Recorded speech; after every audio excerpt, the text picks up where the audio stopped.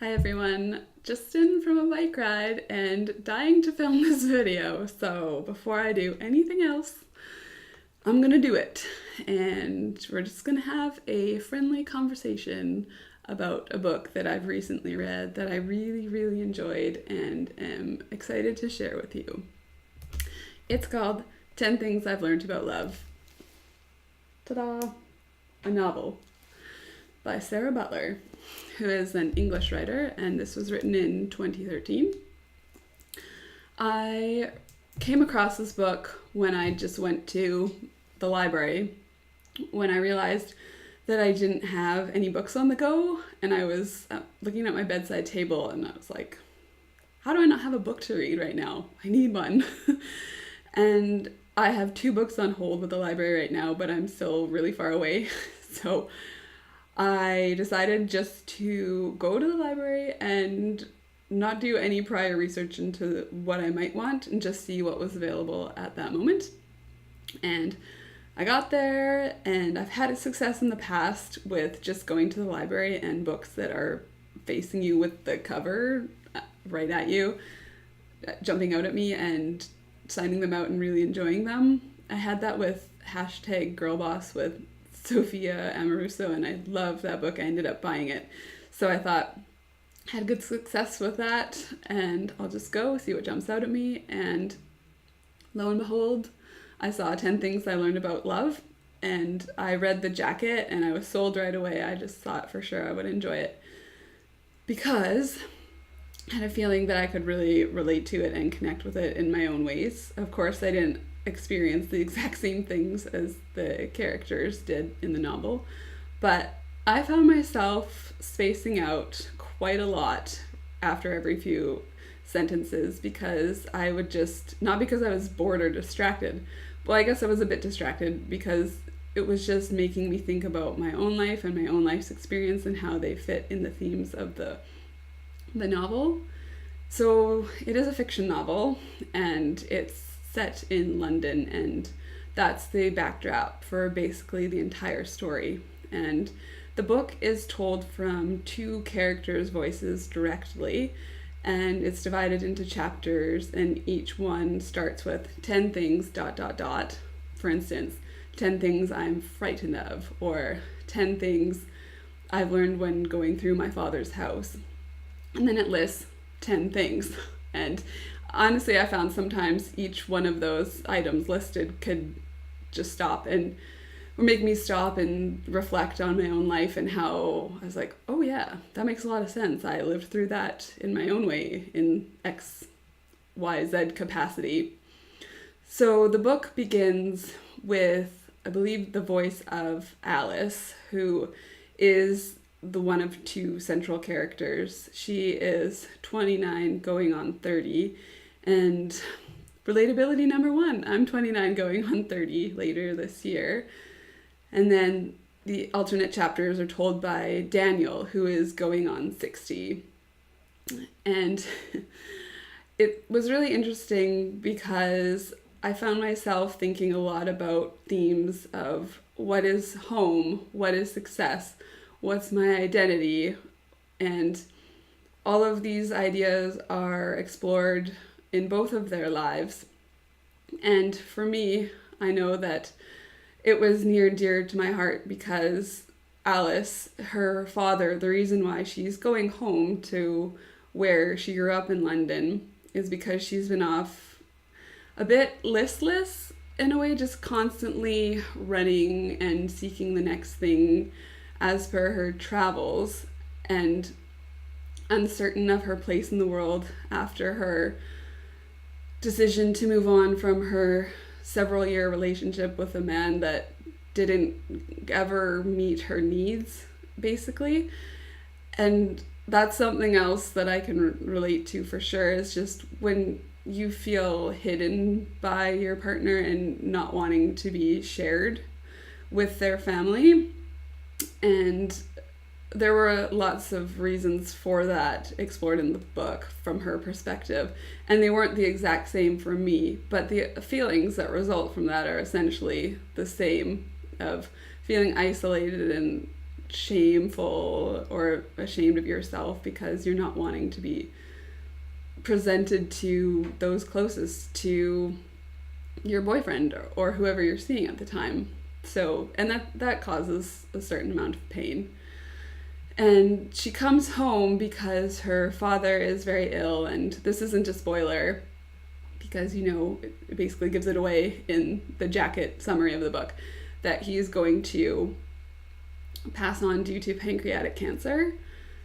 So when she goes home, she's really nervous, and she's greeted by her two older sisters who have achieved a certain success that is conventional in terms of, you know, owning their own property and having partners of their own, and the eldest sister has children. And so it explores the sibling relationship dynamics and the mother-daughter dynamics and the father-daughter dynamics, and just basically the overall complexity of family dynamics. And it's really gently told. So it's not a harsh book of family abuse or anything like that. It's just the emotional complexity that comes in any family, and it's very present in this book. So when she comes home, she is confronted with a lot of difficult feelings, and the fact that her father's dying is challenging, obviously. And it just made me think of my own life, because in my circumstance, I have a father who is ill with Parkinson's disease, and I don't know how long he'll have on this planet, but the fact of the matter, of the theme of not leaving things unsaid or choosing to leave things unsaid, and the delicate balance to be found of when to say what, is really brought to light when you have a close family member who is quite sick. So I know there's a conversation they have where it appears that some things are left unsaid, and it just made me really grateful that even though my dad is ill, that I've had a chance to reconnect with him by choice and a certain amount of enlightenment over these last few years, because we weren't totally estranged, but the relationship was strained for a good part of my life, and the fact that I've had my eyes open to another way of interacting with him that's been really loving and comforting has been a very big gift in my life. So I really connected with that piece of the novel. And I didn't connect as much with Daniel, who is a man going on 60 who has angina, so a heart problem. So his health is strained as well. And he has something called synesthesia, where he sees words as colors. And I've never heard of that before, so that was also an interesting element of the novel. And he doesn't have a home, so London is basically his home, and he walks the streets, and he has areas where he goes to that he knows he can rest his head for the night, whether it's a shelter or a corner of the city where he can somewhat be safe. And it just made me think a lot about how a home can be in many places, and a home doesn't necessarily have a conventional definition. And it's difficult because how do you define home? Was it where you were brought up? Is it where you are now? Can your home be in many places? And it just made me think a lot about where I'd like to see myself ultimately, how I've worked to create a sense of home for myself these last few years as an adult out in the world on her own kind of thing. And it just made me reflect on that and make me evaluate how I'd like to see myself in the future and where. So I appreciated that part of the novel. I've just got a few notes here, so I'm just going to check them because there are a few things I wanted to cover before I end this. Oh, yes. The concepts of presence and stillness are also explored, which is kind of cool for me because in the last couple years I've started going to the occasional meditation class based in the Shambhala tradition of mindful awareness and being in the present moment and not being too attached to thoughts and being kind to oneself. And there are a lot of times in the novel where both characters are reflecting on the past and concerned about the future and really just acknowledging that all that there really is the moment. So that's something that really resonated with me as well, that I appreciated. And I also have enjoyed the way that the inner thoughts of both of the characters were presented. I just was really impressed with how the author wrote them in a way that just was so relatable. It was just very rich in relatability, and having not read a ton of fiction, admittedly, in my life, just in the last year or so, I've really picked it up as something different. I read a lot of self-help personal growth books for years after I finished university and just wanted to tune away from textbooks and learn more about just getting on in the real world. And I am grateful for my university education for sure, but I'm also grateful for those other books I read. And now I'm grateful for the fiction that I've been able to explore. And I don't typically go for a lot of fantasy novels or sci-fi, so when I can find books by authors who write about just the stuff of everyday life that I can really connect with, I really appreciate that.